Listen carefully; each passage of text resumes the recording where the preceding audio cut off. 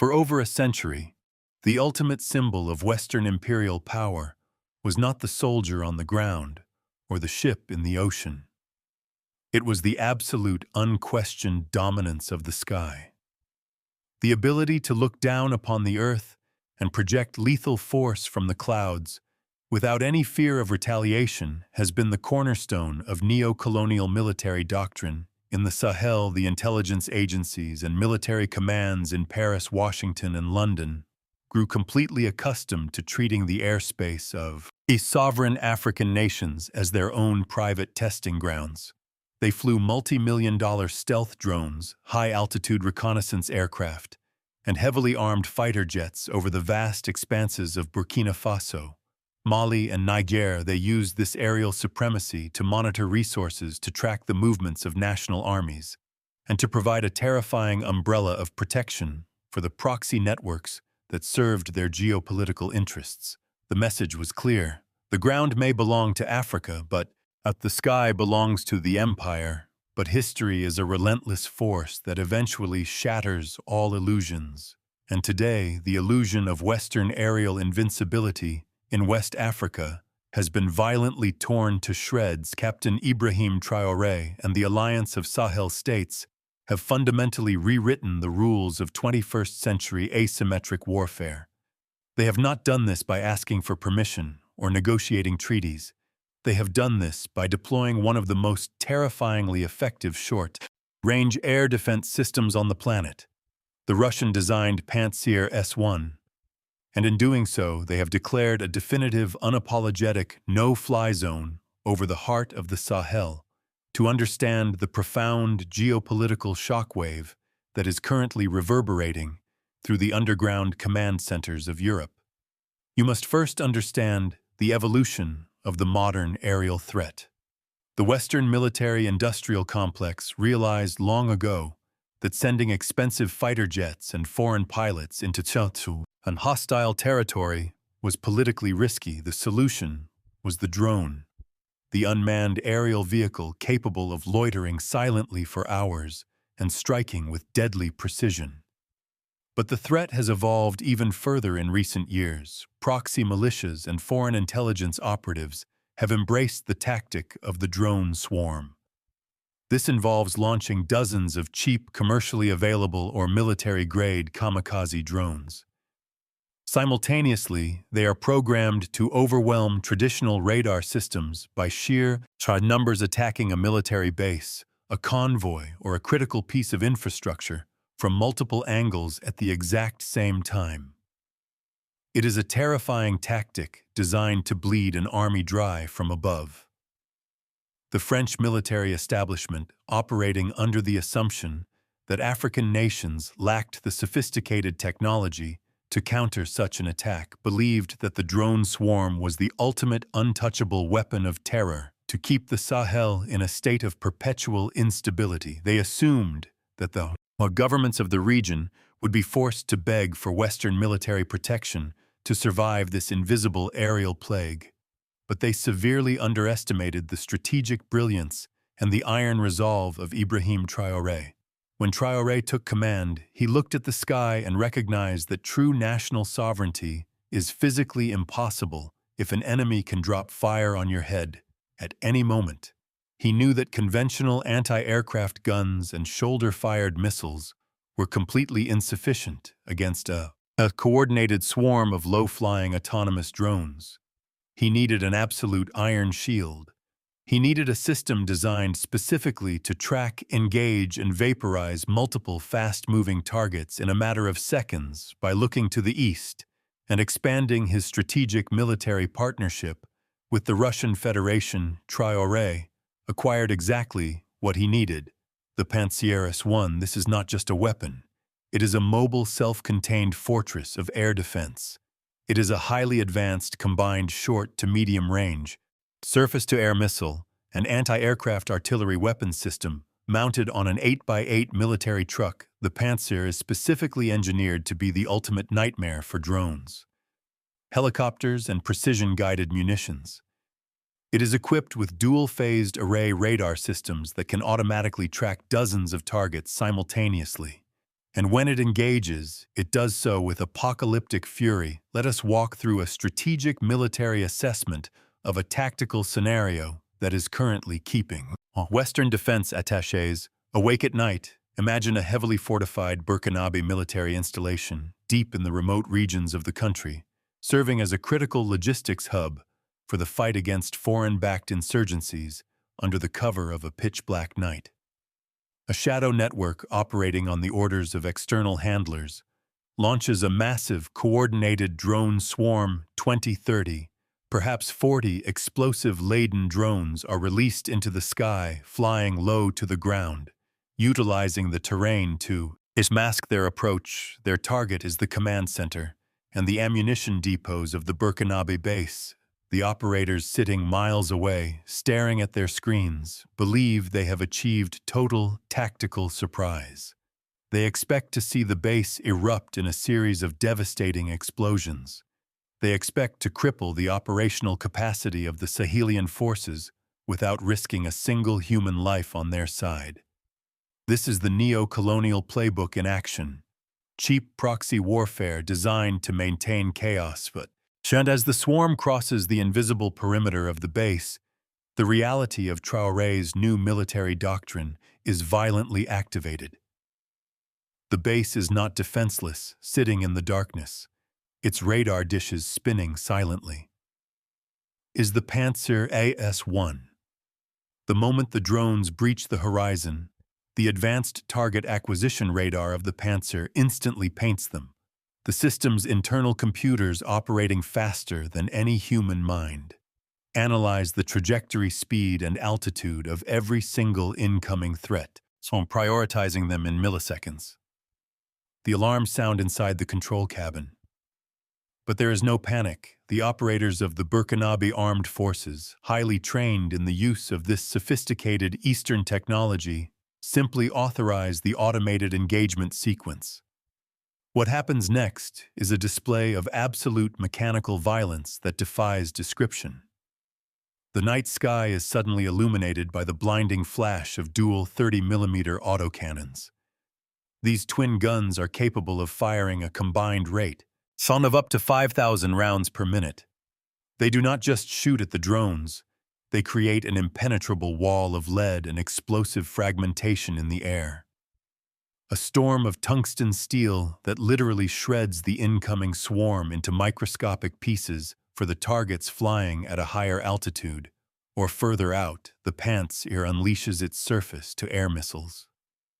These hypersonic interceptors leave the launch tubes with a deafening roar, accelerating to incredible speeds, leaving trails of fire across the Saharan sky. They track the drones with terminal precision, detonating in a halo of shrapnel that vaporizes the unmanned vehicles mid-flight. In less than 60 seconds, the entire engagement is over the terrifying drone swarm.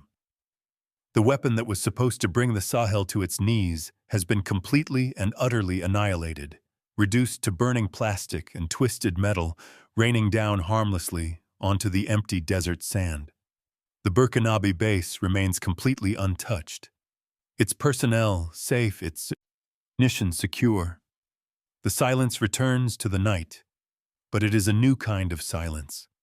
It is the silence of a sky that has been successfully defended. It is the silence of a sovereign nation that has just proven it can break the teeth of the empire. The reaction to this level of absolute military overmatch is profound when the telemetry feeds of the proxy drones suddenly go dark. The handlers watching from their secure locations realize that a catastrophic failure has occurred. The intelligence reports are drafted and sent up the chain of command, arriving on the desks of military planners in Paris and Washington. The realization hits them like a physical blow. The airspace over Burkina Faso is no longer a permissive environment. The skies are officially closed. The deployment of the Pantsir-S1 means that the Western powers can no longer launch surveillance drones or proxy swarms without the absolute certainty that their multi-million-dollar equipment will be blown out of the sky. The strategic calculus of the entire region has been violently upended. Intervention has suddenly become incredibly expensive and highly dangerous. The neo-colonial powers are now forced to face a heavily fortified, highly capable modern military force that refuses to be intimidated by the threat of aerial bombardment. This is why there is a deep, palpable shock running through the diplomatic corridors of the West. For decades, they relied on the technological gap between the global North and the global South to maintain their dominance. They told themselves that African nations could never master the complexities of advanced radar and integrated air defense networks. They believed that by denying these nations access to heavy weaponry, they could keep them forever subservient, but Traoré has shattered that racist, patronizing assumption. He has demonstrated that the soldiers of the Sahel possess the discipline, the intelligence, and the tactical brilliance required to operate some of the most complex military hardware on Earth. The sight of a Burkinabe operator successfully tracking and destroying a swarm of Western-designed drones using a Russian air defense system is the ultimate visual representation of the multipolar world. It is proof that the monopoly on high-tech violence has been broken and that the global South is rapidly arming itself with the tools necessary to protect its own wealth and its own people. We must look back at history to understand the massive psychological weight of this. On victory, the great heroes of Pan-Africanism, men like Patrice Lumumba and Thomas Sankara, were ultimately vulnerable because they could not secure their own airspace. They were constantly monitored, threatened, and eventually assassinated by forces that operated with total impunity. The empire used the sky as a highway for infiltration and subversion. Sankara tried to build a self-reliant Burkina Faso, but he was surrounded by enemies and lacked the iron shield necessary to protect his revolution from foreign interference. Captain Ibrahim Traoré has studied this history, and he is actively ensuring that the mistakes of the past are not repeated. He understands that economic liberation, agricultural self-sufficiency, and political independence are completely impossible if your enemies can simply fly over your borders and destroy your infrastructure from the clouds. The Pantsir-S1 is not a tool of aggression. It is the ultimate tool of preservation. It is the heavy steel door that Traoré has slammed, shut in the face of the neo-colonial project. The Western media, of course, will attempt to spin this development. They will publish alarming reports about the influx of Russian weapons into Africa. They will call it a dangerous escalation and accuse the Alliance of Sahel States of triggering an arms race. But we must aggressively dissect this hypocritical propaganda when the United States and France build massive drone bases in Niger, when they fly armed reapers over sovereign villages, when they pump billions of dollars of weapons into proxy conflicts.